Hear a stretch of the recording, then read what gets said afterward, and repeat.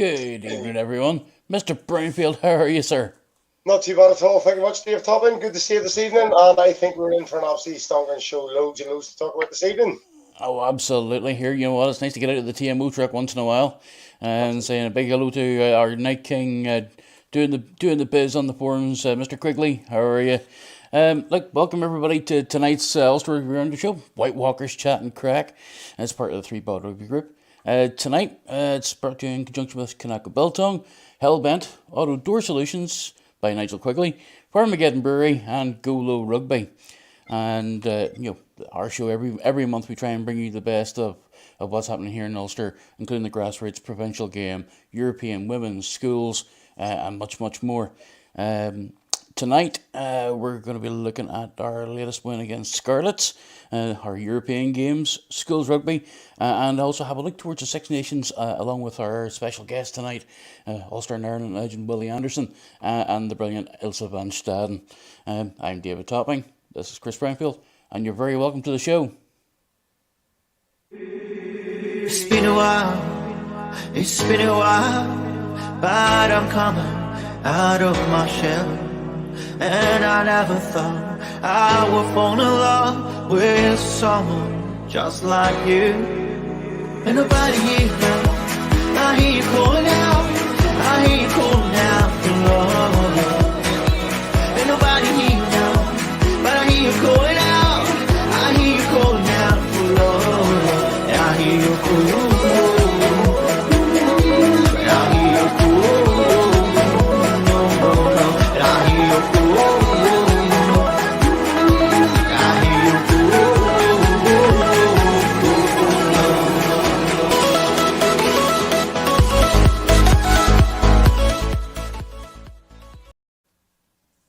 That's quite an intro. Absolutely. The best money can buy, Mr. Brownfield, you know it. Unfortunately, tonight, though, we do have to start with some sad news. We've learned today of the passing away of the great Tom Kiernan of Cork Constitution and Ireland. Tom played for Ireland between 1960 and 1973 and won 54 caps. He captained Ireland on 24 occasions. Tom led the British and Irish Lions tour to South Africa in 1968 and was instrumental in helping Ireland win the first Triple Crown since 1949. He also coached the Munster team that beat the All Blacks 12-0 on the 31st of October 1978. Tom served as the president of Ulster Rugby in 1977-78, president of the RFU in 88-89, president of Cork Con in 91-92 in their centenary, and also served on IRFU committees and was inducted into World Rugby's Hall of Fame in 2015 in recognition of his services to international rugby. To his family and friends of Cork Con, we extend our sincere condolences and may he rest in peace. And as well as that, unfortunately, we have to report the passing of one of our friends of our show, Mr. Jacques Henning, also known as Yellowcap. He was a sports presenter, the senior editor at South Africa's Supersport, and also the vice president of South Africa Deaf Rugby. He ran his own weekly live rugby chat show and featured on a number of our own Threebod South Africa shows, Driebakke, Ball and Blitzpod. And again, we pass our condolences to his family and all his friends. Well, anyway, Chris, let's have a wee look at where we're at the minute. Obviously, we got hit with the news that Jacob Stockdale's out for the rest of the season after having that surgery a couple of weeks ago. But on better news, we've had some re-signings. We've had some fantastic signings. It's great to see. As a scrum half, I am just absolutely delighted to see V. Shanahan sign again. That's absolutely great news. Let's be honest, it's been quite a year really for Ulster. I think I heard Dan McFarland saying earlier in the week that it's an absolutely phenomenal incentive to see so many of our existing players want to stay with the club, and that has got to be a credit to the senior management team, the Bryn Cunninghams, the Johnny Peterys, that the guys are actually looking forward to actually playing towards silverware. And certainly if they carry on this vein, there's no reason why this season can't be the start of that, and let's just kick on and maybe bigger things to come. But I'm actually really hopeful, if we do keep our young talent coming through, if Gavin Hogg and Willie Falloon can keep driving through our youngsters through the academy in the same way as Willie and Kieran did, I can only see big things from the future of our club going forward. And of course, there's been a wee bit of chat about him. Ben Moxham has been promoted straight away up to development contract and has also signed a senior contract for a year as well. Yeah, it's obviously no surprise. Big Ben, as I'm going to call him from my own. Big Ben has certainly been absolutely phenomenal. I know he's been playing out of position in the last game against Scarlets, but you know what? He is a real talent, and I'm obviously delighted for the young man that he's stepped up straight into that senior contract. Very, very well deserved. And also, our very Nigel Quigley loves him anyway. So. Oh, yeah, absolutely. Oh no problem there. And of course, good news as well. Jude Postlethwaite, again, going up the ranks. Oh, I think at the minute we're just, it's starting to get to the stage now where look at that, a 2026 contract, that's just phenomenal. I thought, it was great news for Doki when he signed his long extension, but Jude has just stepped the mark again at 2026. It's brilliant. And I'm starting to wonder, and I've had this chat with a few people recently, I just wonder when our established gang come back from illness and injury, where do they fit in? Realistically, we are without doubt in a place we haven't been for many years, where we've got a real strength and depth across a number of different positions. It's going to be real competition. They're going to have to play on the skins every week to qualify for a slot. Well, put it this way, the way we've been playing at the minute this last wee while, anything like this here could only mean good things for us, especially especially if we're going to be competing at the highest levels in Europe, for the next few years to come. Certainly, as these players come through, I think we've got a hell of a chance. Yeah, we have, and I think they have the squad, the strength and depth at the minute they actually compete in the two competitions, the URC and of course the Heine at the minute, but also still contribute 8 players to the Ireland squad is just a phenomenal sign. And we'll come to that later on. We talk about it later, and the guys being released back this weekend, blah blah blah. But actually, to have 8 players fielded in the Ireland squad in the Ireland call-ups fab, and still have a really strong contingent to turn out this weekend and last weekend, we couldn't have been there before, and we've still got a huge number of players out injured, like we said. So we're in a happy place, without a doubt. And a nice wee bit of backup in the front row as well, Mr. Moore. Absolutely, and that I thought that was going to be only a temporary signing, but obviously he's committed now for 2 seasons, which is absolutely fab. I think it wasn't a loan arrangement, wasn't it? It was originally, yeah. So I wonder. Obviously, that's a big step up due to Bradley Roberts moving on. That's obviously going to infill, and that was something that I know Bryn and Dan McFarlane were keen on finding someone who's going to be able to step in for us. So, and he is Irish qualified, is that right?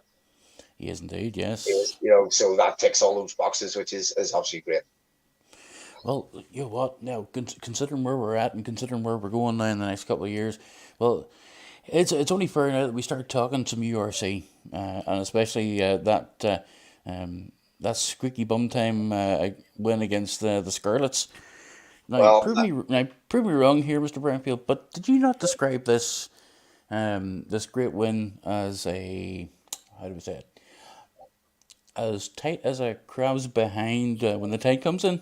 That's exactly what I described it as tight as a crab's ass when the tide was coming in. That is actually it.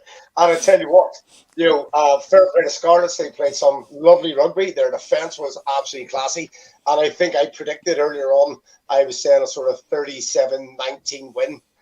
Didn't quite go to that. But I tell you what, Scarlets were all the value for being on that park that night. They played tremendous rugby. And it was only the last 20 minutes that we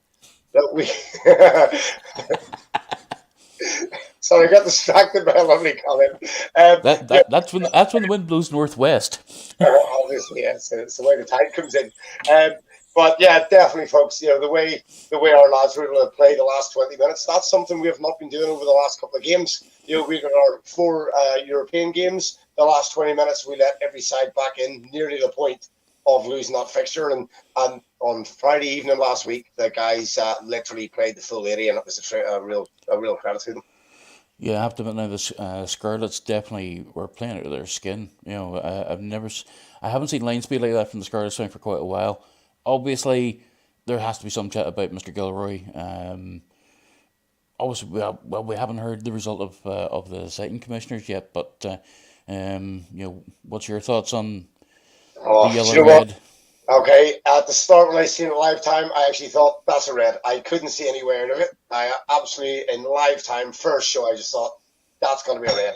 And then when I looked at it in slow motion, like, actually, hang on, the Scarlet's player was literally on his knees as a result of the tackle coming in from behind him. He was pulled onto his knees. And if you actually look at some of the freeze frames that the Scarlet's Rugby supporters are obviously ripping the shreds, you can actually see Craig's arm coming around from the right for a wrap on the right, and his left arm was starting to come around the left. It was going to be an absolutely fantastic dominant tackle if that fella had stayed upright, and I think Craic was absolutely within his right to take it.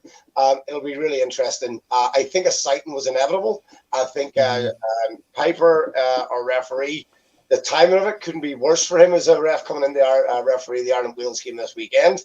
It's going to be really, really interesting, because if the sighting commissioners take action against Piper's decision initially, it's going to really undermine his credibility going into this big fixture, and it might just mean that Ireland will get away with absolutely nothing this weekend, as maybe a little shed of compensation back to the Welsh and the Scarlets.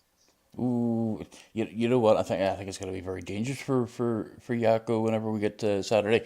I very much hope that he has a good game, and that he makes a nice balanced goal. But there's going to be some needling. Of course, there's going to be. We all know that's unfortunately become part and parcel. But you know what? It's going to be. You know what? I'm already looking for it. It sort of made a very tasty tie look even tastier. With the undercurrent. There's no question, and I sort of think that you put Piper Yako between Biggar and Sexton on the first game of the tournament. I mean, both of those can be flair players in their own right, but have only also got their own little niggle when the time comes. So it's going to be interesting. Chris predicting a red card in the Wales game, odds and that. well, you would, but it wouldn't be too promising. That's it. Yeah, and I tell you what, it's going to be interesting to see how he controls those two captains. Yeah, it's going to be a good one. Obviously, we'll have to make some mention of our European games. To be honest with you, after those European games, I thought to myself, well, hold on, if we can get that sort of momentum, throw that into the Irish guys for the weekend, there's every chance whenever we meet the French eventually, I think we can actually beat them. Considering the number of stars that that those guys have had, and we've managed to come through twice against good opposition. To be honest with you, it's I have actually quite high hopes for for that picture. I don't think they're on the fair by going to Toulouse. I don't think they've got anything that we haven't got to bring to the table. And I actually think that the guys going to the Ireland camp will only do them good for their development, and everything else. But I also really reckon that we can go to Toulouse and get the win. Okay, and when we come back to Belfast, there is absolutely no reason why whatsoever we can't do the double on them. It's going to be hard to go to France and get the win, but it's absolutely doable with the guys we've got and the momentum and the confidence. And the amount of meters that Hume and Larry's put together, that's even more than one of Aaron Sexton's running races twice. I know, but don't get me started about the Ireland selection right now. We've just got talking about Laurie. Don't worry. Don't worry. Would you look at that? Hold on a minute. Is that Shep in our TMO truck? I tell you. You see, it's a picture of Johnny. That's what it was. You just know it. You just know it's our Joe trying to get in the act here. But. We'll have time to chat Ireland with with our special guest this evening. I'm going to touch very briefly on the Schools Cup. Obviously our big youth competition, and certainly something that it's appealed to me now for quite a number of years. Even now, I still follow Pretoria Royal, now known as Enniskillen Royal Grammar School, and unfortunately, whenever I seen the draw and seen Methodist College Belfast, unfortunately, I had to sort of half guess what the score might be. It was a case of how many points to nil. A sense of impending doom swept over. Let's just say very rarely did my old school, and a big shout out to everybody over in Enniskillen. Whenever the words Methodist College Belfast were read out in the draw beside either Pretoria or Enniskillen Royal, it was like, this could be interesting. But mind you, the draw has set up some very tasty ties. Obviously, the big Belfast powerhouse schools, most of them are there. Wallace are in with a good shout this year. And you know what? I think it's about time that we give Schools Rugby a real good platform here, and we intend to do that here on the show, especially now as we run into the build up for the Schools Cup final on St Patrick's Day. For the usual double header. I'll tell you what might be nice, and it'd be worth having a look to see if we can set up, is maybe to get some of the captains in, for a bit of a chat for the guys that are actually building up towards those semi-finals and stuff. I think if we can get someone in, that'd be a pretty useful thing, and give them a wee bit of coverage as well. So maybe we'll have a chat with some of the guys backstage and see if we can make that happen. I think that'd be great interview. Oh, absolutely. Well, that's. I think we'll be doing that now as a standing item for every year now.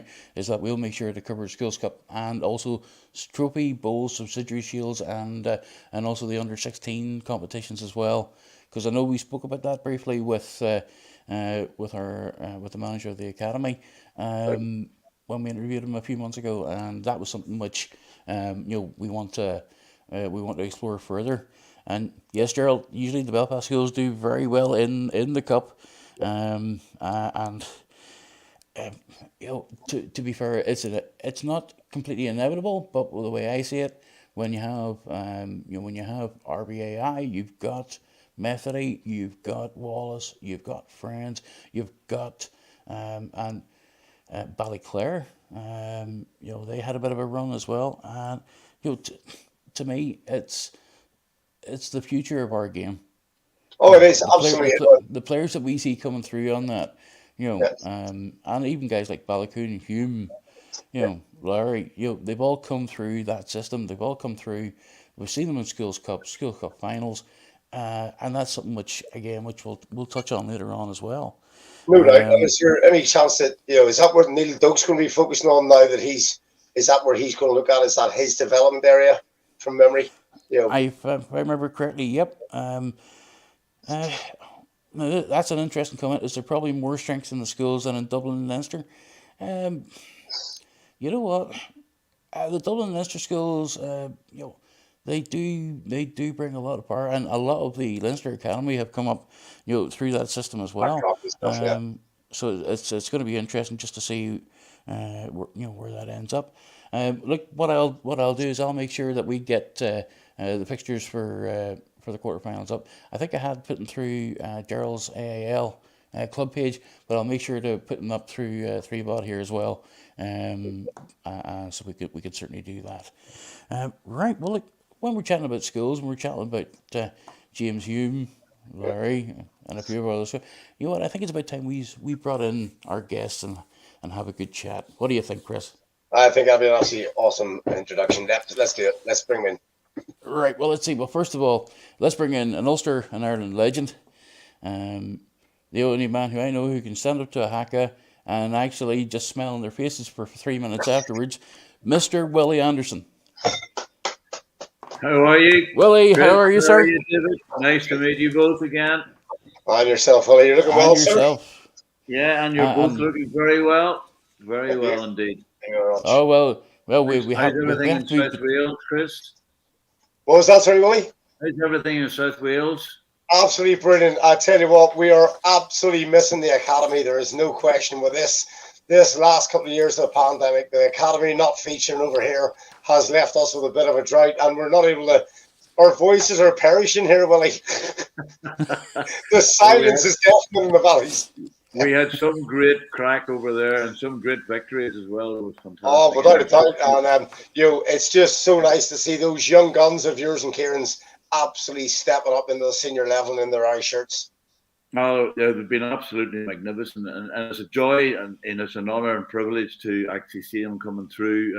I'm very privileged to see those guys because they had something different and they brought the values that certainly that I and Davy Irwin and the Jimmy McCoys of this life, you know, and Nigel Carrs and, you know, Philip Rainey's, they relit those values, put it that way. No, not saying the values were gone, but they re-energized those values, and the values of which we always drilled into them, you know, that playing for Ulster is fantastic.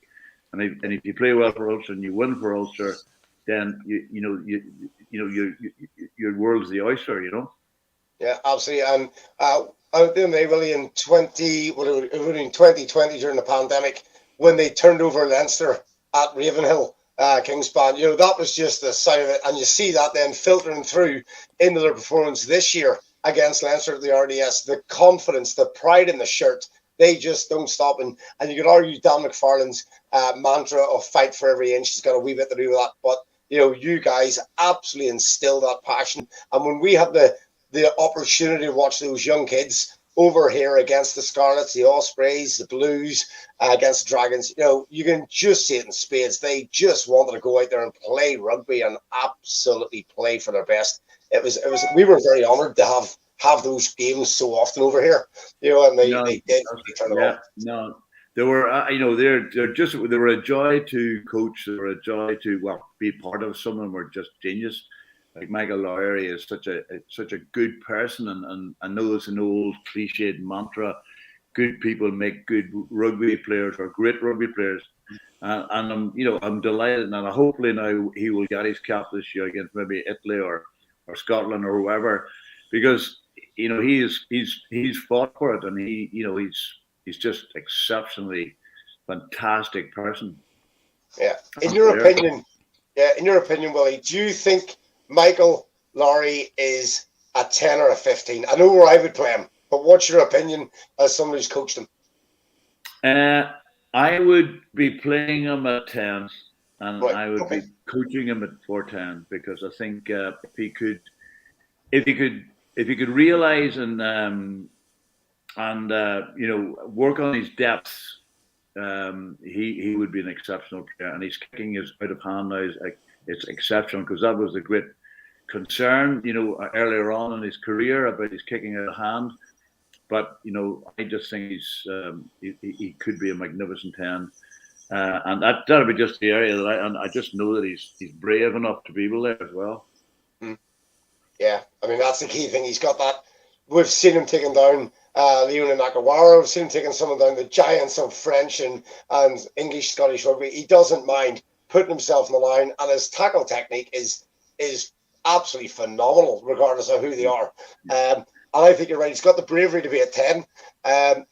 I sometimes think the 15 shirt, he's got the space to absolutely wind it up. You know, I'm not sure if 10 might just almost prevent them from. Yeah, I think.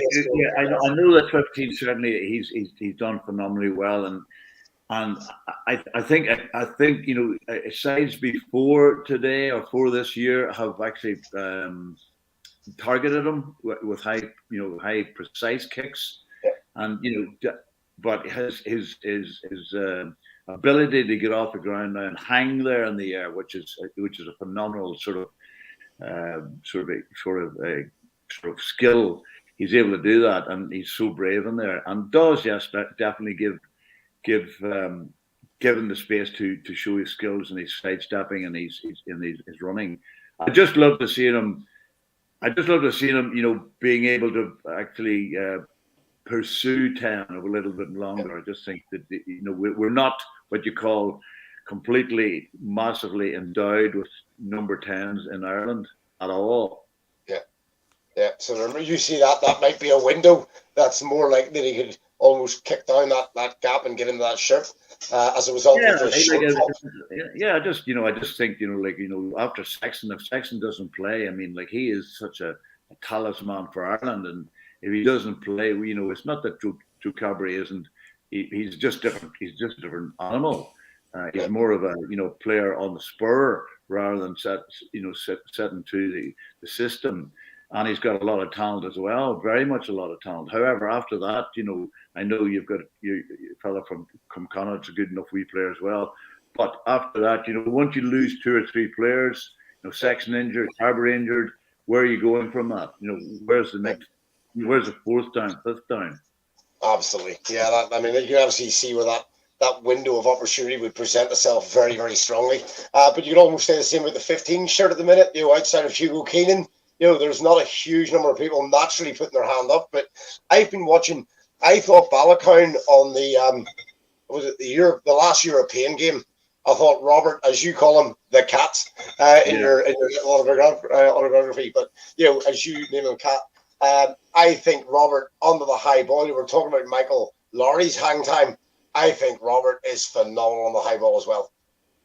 Well, his physique, talking to the strength and fitness guys, is way and beyond any other person that they've ever taken, because he's a natural athlete. And by working on it, he's even become even more natural. I'm actually very, very disappointed he didn't make this Irish team. I'm really disappointed for him. I'm gutted for him, because I thought he'd be straight in. I think there's a lot of. I think there's a lot of people in the same boat.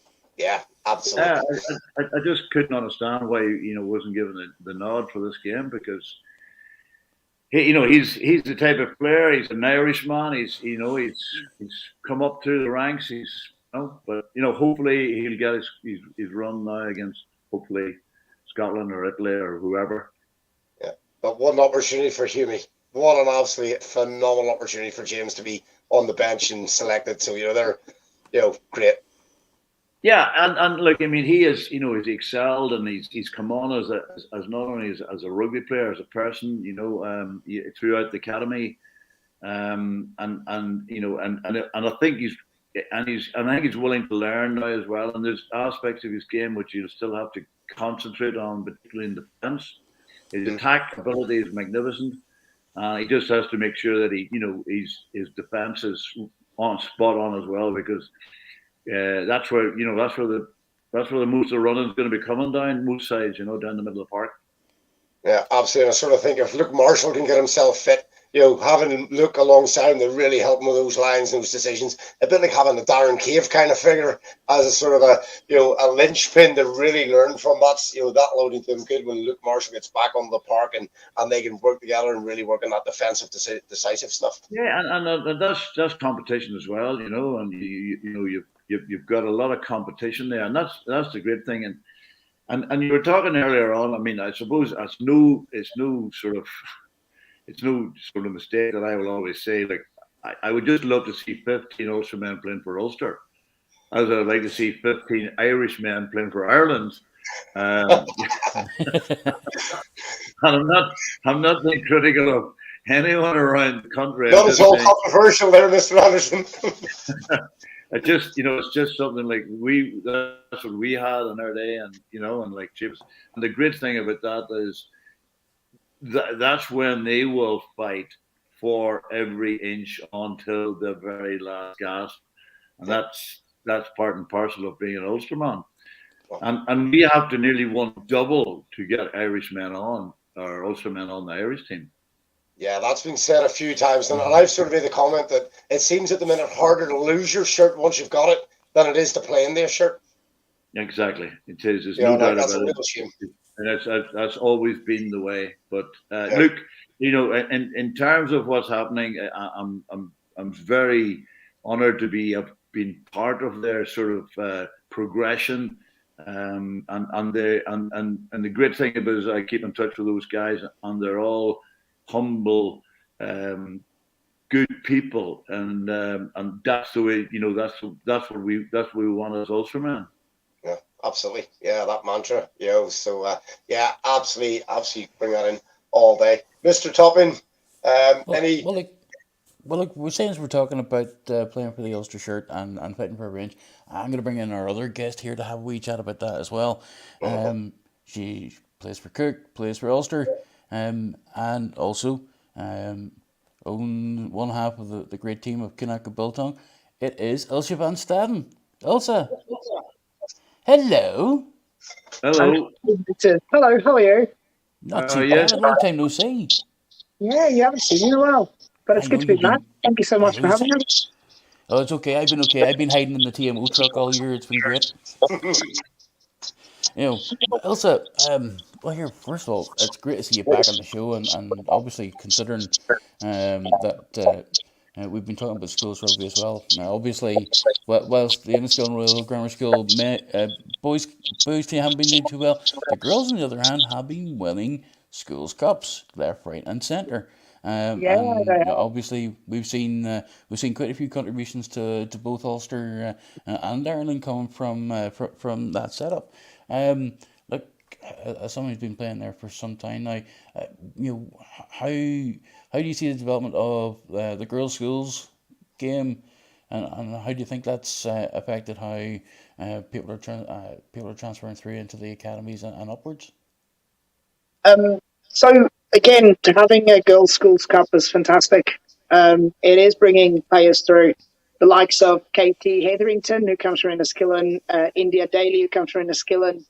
They've all come through that setup, and they both play with me at Cook at the minute. And um, it is that thing of getting into rugby at an early age and developing the skills that will put you in stead to be the best possible player you can be. So it's really good to see. Hopefully they can build it up to where we will fill a big stadium with the Girls' School Cup final in a couple of years. I know. You know what? I'm looking forward to the day where we're having the two cup finals all in one go. Maybe make it the double header, the St Patrick's Day double header, a triple header. Get them all in the one go, and why not? Yeah. You know, for me, it's great to see the girls' game, you know, come so far in such a relatively short period of time. In one way, I'm not surprised because we always knew the talent's there. It's just a matter about somebody taking the notion of actually capturing the talent and bringing them forward. And you know, it's great to see a couple of my fellow county people making the headlines with yourselves at Cook. How are you keeping? Because I know you haven't. I know you're going through the wee patch yourself at the minute. So I am on day 20 of my return to play protocol. So one more day to go. Which I am absolutely delighted with. It's been the longest 3 weeks of my life. I think everybody is willing me to pass this as quickly as possible because I'm apparently a bit grumpy when I am not allowed to express myself on the rugby pitch. Just sad. So yeah, I'm doing well with Cook. We are building and. I know we are currently advertising for a new head coach to take us to the 22-23 season. But so far, it's all positive. We are building. Kanaku is building. The butchery is busy. So hence why I'm still sat in the butchery at like 8:45 at night. But we can't complain. We've got a lot to be thankful for. So is it fair to say that the meat tenderizer's been getting absolutely battered while you've been off for 3 weeks?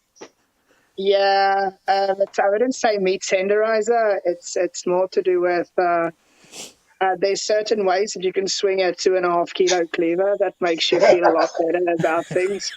Let's just say you don't want to see video evidence. I've got enough people that thinks I'm like that in real life. We don't need that. Anger management, Elsa. No, I don't need that. I'm good, thanks. I'm not angry. I'm just frustrated. That's a different thing. Absolutely, gotcha. Yeah. Oh, right. Well, look, Elsa, just I'm just going to touch on the performance of the Irish women's sevens there in Seville, bringing home silver after what was a very, very tight game. I haven't seen a game as tight as it in a long time. You know, it's even tighter than the one against the Scarlets there. You know, for old Crab up there, Mr. Brownfield. That's right. But yeah, they definitely left it a little late, didn't they? I take. Yeah. Firstly, those girls have been on the road for quite a bit because they played to Malaga the weekend before, which they performed well, and it's just to show again that what's his name, Aidan McNulty, who's now taken over the coaching duties for the women's sevens. He's definitely bringing in things that's working, and he's developing skills that is much needed within the Irish setup. Ireland is a wet place. It rains a lot, so the development of a good base of running rugby is always needed. And then the girls came out firing, and I know with sevens rugby, it is a case of it's the bounce of the ball and a bit of luck. But those girls put down a marker, and to play like that against a team like Australia, and I know Fijiana was absent, I know the Black Ferns were absent, but they've put down a marker, and they have shown what the Irish women can do. And in a year where we have had a lot of negatives, it's very good to see that the girls are bouncing back. We failed to qualify for the Women's World Cup, which is next or later this year. But it is bringing more girls into a very good showcase of what can happen when you really apply yourself and you build on what you've been given. Oh, look, absolutely, and certainly for me the standout was Bevan Parsons. Unbelievable, absolutely. Put it this way, even I was actually chatting with Claire Malloy even today, and Claire even, absolutely agreed. Bevan was an absolute miracle on that pitch. The amount of ground covered and so fast too. It was. Put it this way, I think it'd be leaving a lot of the guys in the wake, let alone everybody else. So for me, Bevan was certainly one of the stars of the show. But as you say, it's coach bringing new ideas, bringing in new ways of doing things, and it's great to see the development in that. But look, seeing as you're both here, let's talk Six Nations. It's only a couple of days away. We've seen the team. First of all, we'll bring up the men's team for the weekend against the Welsh. Willie, what were your thoughts when you first seen the team? Well, I didn't think there was going to be much change, in the vast majority. As I say, I thought the Cat would have got in the wing. I didn't think it'd be much change from the just 12 or 13 Leinster men, because they've been the guys who've been performing so far this year. I just, would have liked to have seen, obviously, somebody represented Ulster on the team, I suppose, from an Ulster point of view, Ilse, what were your thoughts when you seen it? Again, I looked at it and it's fairly safe. There isn't much change. It's the same players. He's not making too much of a shake-up. We're a year out from the World Cup, so I don't expect to see a lot of experimentation, except for if he wants to get depth. But they want to also lay down a marker and show that this is where Irish rugby is at in the Six Nations. Yeah, I just think it's well, Wales could surprise Ireland. They have the ability, even though they're their club sides or their provincial sides or their regional sides are not performing particularly well. I just think they've always got the ability to gel together as a nation, as they did last year. Now, I just think Ireland are on fire at the moment, and particularly when you have had sort of the drilling in of the way they're playing through Leinster and then through Ireland in the home internationals or the autumn internationals, and they're very comparable with each other. They know what they're doing, and Johnny Sexton's pulled the reins there completely well, and that's why I'm saying he's such a talisman for them at this moment in time. And it'll be interesting to see. Well, particularly if they, when they play the scrum halves that they did, has been picked, then they're going to play a fast game. They're going to play a high tempo, fast game, and see can they actually keep going what they've started, which I hope they do, because having had a dirge of British and Irish Lions matches over the summer, it was a joy to watch. a different breed of rugby from what we've had. Chris, like we sort of thought ourselves that it's going to be, pretty much a sort of makeup from the team that beat New Zealand, maybe with a few changes here and there. Obviously with no James Lowe. What were your thoughts? What were you thinking? Were you thinking do we have so few Ulstermen in the 23?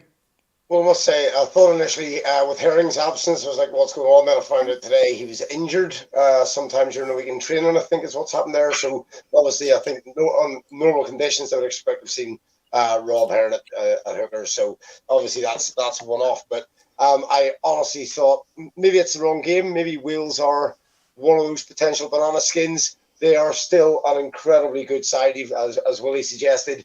There's some amazing matchups, and just look at the green and red shirts right now. Phenomenal matchups across the park. And I've got this funny feeling that this was probably the wrong match to get some of our Ulstermen in big number. I think, as Willie alluded to earlier, it's likely we'll see the likes of Michael Lowry getting a good run against Italy, which is, I'm going to say, unfair on Michael, because I think he's got the talent to be actually facing the Wales, facing the Englands, facing the Frances and the Scotlands. I just don't know if he's going to get that shout yet. But I think for him to be in camp will only be good for his long-term development. I had a chat with someone earlier on who said there is a big hope that some of our guys in camp do not end up like the Cooney camp, and just constantly going down there, ball bags, holding water bottles, tackle bags, every day of the week, and not getting a run out in the park. But I think the Wales game, getting a win, is Farrell's biggest aim from this one, is starting the tournament with a win, and he was going to play safe all day.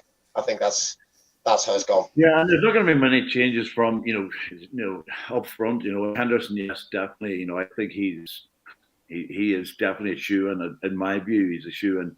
And Ty Byrne is a fantastic player as well, and both of them can come off and on or bench guys, and they can add something to it. Certainly, Henderson can come on and add a massive amount to it. But he's also the thing that I kind of worry about a little bit is there's not many leaders in the pack. Henderson is the leader, and there's not a massive amount of leadership in that pack.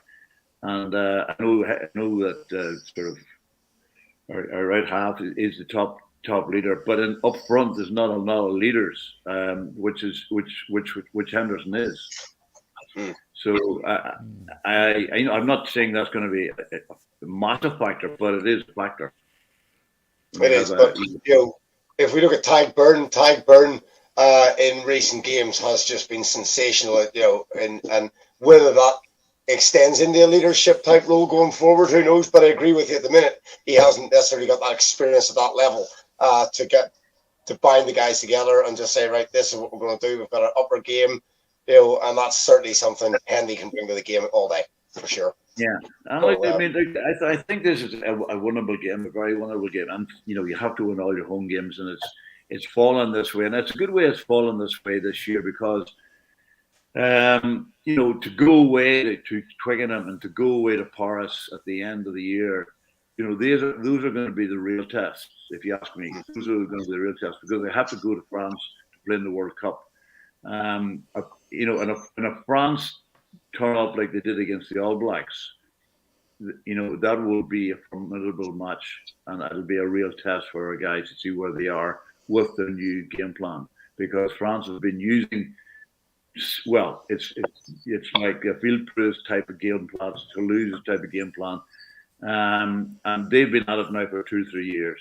It's not just a one-year job, because this time last year we weren't playing particularly flamboyant rugby. It was a fairly safety kind of game, whereas this year now they're taking a bit of more of a risk and maybe more decision making on the park rather than set plays or playing to patterns. So I mean, the French will play what they see in front of them, and that will be a great test for them. Yeah, absolutely. I'm just sort of wondering, I mean, France have been building for the World Cup now, haven't they, for the last 3-4 seasons? They've been bringing in their youth. They've been bringing those guys through. and there's almost are Ireland not doing that at the same rate? Is that going to prove a big failure in the next World Cup in 2023? Yeah, well, I mean, the team that won the World Cup at under-20s level has nearly all come through for France, and they have hung a lot of metal on those guys. They're all still quite young, and this has been their sort of program. This has been their sort of, and like France may not win it this year, but they'll have another year under their belt for next year, because it's next year at home that they're peaking for. Yeah. And that'll be fantastic, because you've got again the All Blacks will have gone away and they'll be smarted, and they will be smarting from their defeats to France and to Ireland. And like you have to, and again, Ireland going down to New Zealand next year for 3 tests, that will certainly be another test of their mettle and where they're at in the world stage, because no matter what, a team to play 12 international fixtures in 3 months, you're going to slow down somewhere along the line. Mm-hmm. Yeah. Absolutely. And just now in mind, we've got news of new sponsors for the Women's Six Nations Championship. Hopefully it'll last longer than 3 minutes, because it's TikTok. Good luck. Obviously, this is a huge development, obviously, for the future of the women's game, certainly in terms, and there's the fixtures for the Six Nations. Ilse, what are your thoughts on this new sponsorship deal, and how do you see things going now over the Six Nations for Irish women? So I think they're clearly setting down a marker of who they target ages that they want to promote the women's game to. So you don't see a lot of 60-year-olds or 50-year-olds using. You don't see a lot of my age using TikTok either. So they're definitely putting a marker down of who their target audience will be. And then the Women's Six Nations is in its own window this year, which has pros and cons. I always felt that when I was playing Six Nations, there was this whole feeling around, this is Six Nations time. It's the most wonderful time of the year. Everybody has the Six Nations vibe. Where now that the women's competition, and I think this is the second year where the women's competition is in its own window, mm-hmm. Will have a bigger emphasis on women in sport. But yeah, it's a shame that it's actually been split up, so that you don't have that overall excitement that is brought along by the Six Nations as a whole. Yeah, and there's no doubt about it. Like whenever they're all playing at one weekend, it inspires a senior team. If the under-20s won, it inspires the senior team. If the women win, it is, and everybody's talking rugby at the same time. And did you see the girls playing? And people are going along and watching the women's game and the under-20s, and it's just a very unique time, for rugby football. And I must say, I know you mentioned at the start of the year or start of the program, I was so sad to see to hear of Tom Kieran's death today and passing today, because he was such a legend, and like the Noel Murphys and the Sid Millers, and they were our legends. And I'm looking around, where are they now? Where are these guys, the modern day legends? The mentors of people like Tom Kieran, who was on the Lions. He coached on the Lions. Sid Miller coached on the Lions, and presidents of Ireland, and these people were great men and people that I spoke to about rugby. They were passionate about rugby football. And I'm looking around and I'm saying, who do I go to now? Like a Jimmy D, Tom Kieran, Noel Murphy, or Rolly Meads, and I'm looking, a young coach today. Who does he go to and have a chat about, the real passion of rugby football by people? And it's just, just something that come to my mind, when I see, unfortunately, a man like, he was such a great crack. He was a player's man. He loved his rugby, but he knew his rugby. He was able to express his rugby, and he had such a passion for the game, particularly the Irish game. Yeah, and I think linking to that a wee bit, Willie, is that the likes of your Tommy Bowes or Andrew Trimbles, who are going to be those people in the future in the next 10, 20 years. They've also got their other businesses to run, their media and bits and pieces, and you sort of think that in the next 10 or 20 years, where's the Three Kings brand going to be with Tommy Bowe? Where will his association be with rugby? Is he still going to be a pundit? Is he still going to be accessible to the young talent coming through, to those up and coming coaches? Say, do you know what? Can you spend an evening with our guys and just spend half an hour in the evening, just sit down and have a chat with our under 16s or an under 18s?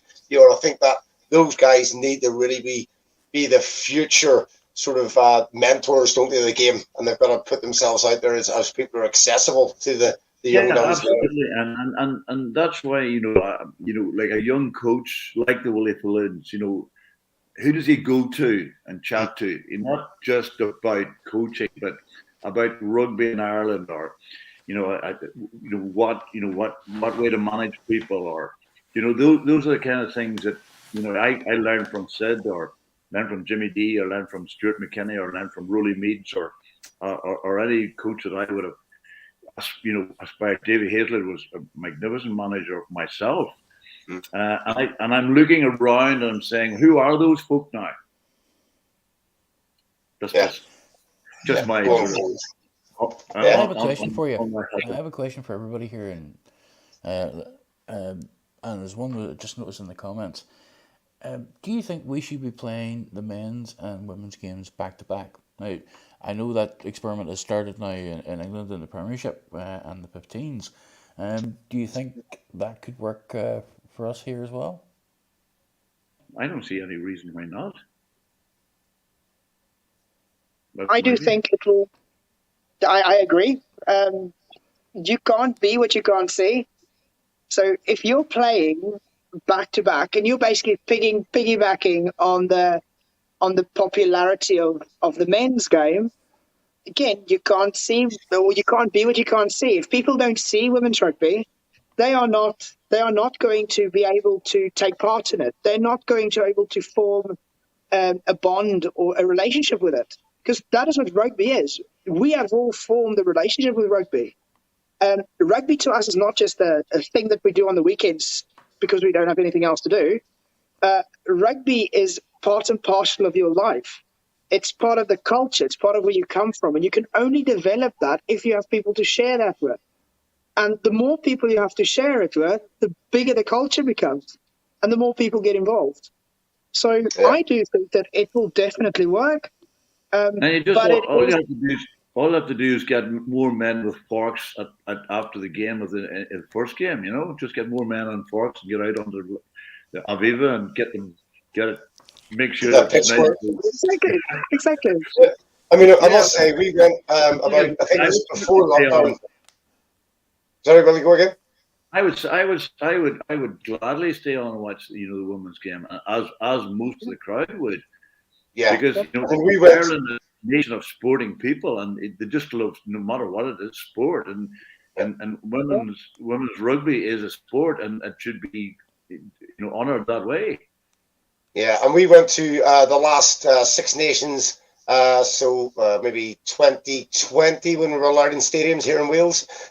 We managed to go to the men's game on the Saturday, and the following day was the Sunday. I think it was most likely Wales Ireland, I think. And we stayed over, and my wife said she had never enjoyed a rugby game as much as watching a women's game.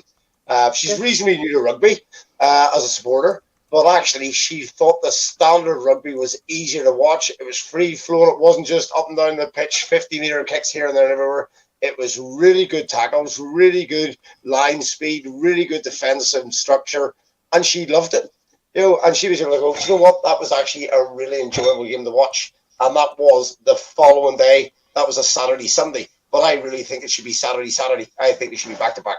Absolutely, either before the men's game or after. Either or, I've got no problem with that.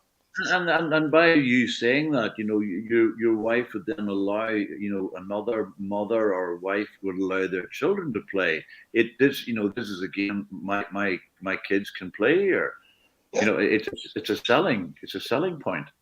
Well, it's a phenomenal, unique marketing point, and it sells itself because it is such an enjoyable game to watch. And it's just got better and better. The skill set. You just look at some of the phenomenal line breaks that women are making. You're just thinking any man would be happy with that step and pace off the foot. It's just a delight. It is actually really, really enjoyable to watch. We just need more people to embrace it. And I think, hopefully, all of the stereotypes are going to be eventually washed away, and it will be just absolutely easier for everyone to participate in it. And that will be only a good thing for the game. I'm going to just link that to, isn't it great to see Joy Neville on the TMO tomorrow evening for us? Great. I absolutely love Joy Neville's contribution. Brilliant. Well, look, guys, I'm going to start wrapping things up here for this evening. But first of all, before we get any further, let's have some predictions. Ilse, Ireland, Wales, what have we got? Ireland. Everything in me says Ireland, except that Wales can put another red card victory. You never know. I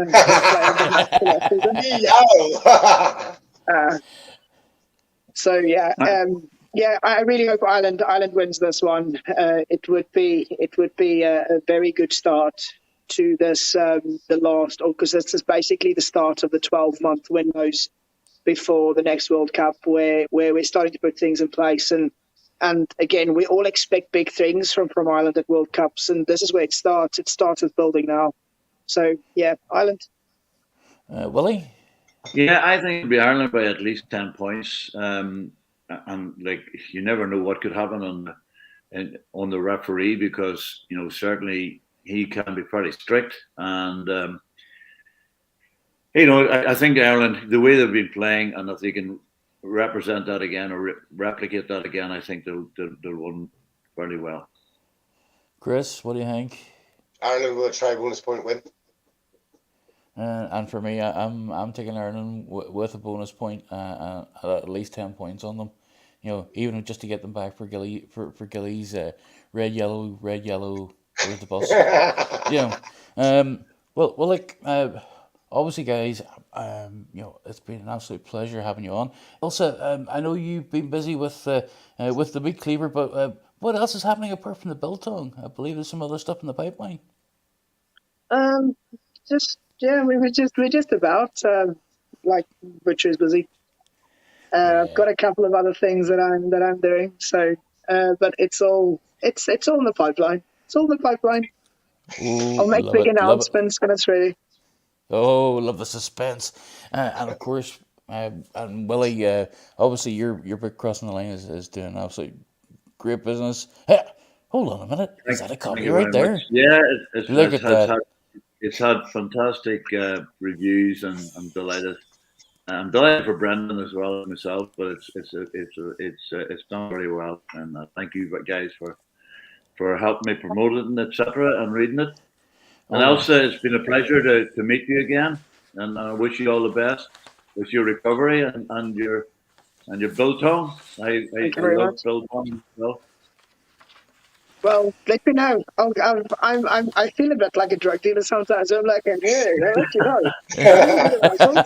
And before you know it, you're hooked. Well, I'm very fond of biltong. Don't you worry. Anything meat, I'll eat it. I'm a farmer's son. I'm a farmer's son. I come from a farm, so I know these things. Well, look, guys, thank you very much for. Good to see you again, and thank you very much for all your support whenever I was coaching the academy. And David, thank you very much for having me on. It's an absolute pleasure to meet you, Willie, and we're looking forward to getting you back on here very soon as well. Not a problem. Well, look, guys, thank you very much. Tonight, It's been another wonderful episode of the Ulster Rugby Roundup show, the WhiteWalkers Chat and Craic. It's been brought to you in conjunction with Kanako Biltong, Hellbent, Auto Door Solutions by Nigel Quigley, the Farmageddon Brewery, and Golo Rugby. My colleague was Chris Brownfield. I'm David Topping. Thank you very much for watching. We will catch up with you. Subscribe to our social media channels so you can keep up with the best and brightest from the group. And look, everybody, have a great evening and stand up for the boys in green. Absolutely. It's been a while, but I'm coming out of my shell. And I never thought I would fall in love with someone just like you. And nobody here, I hear you calling out, I hear you calling out for love.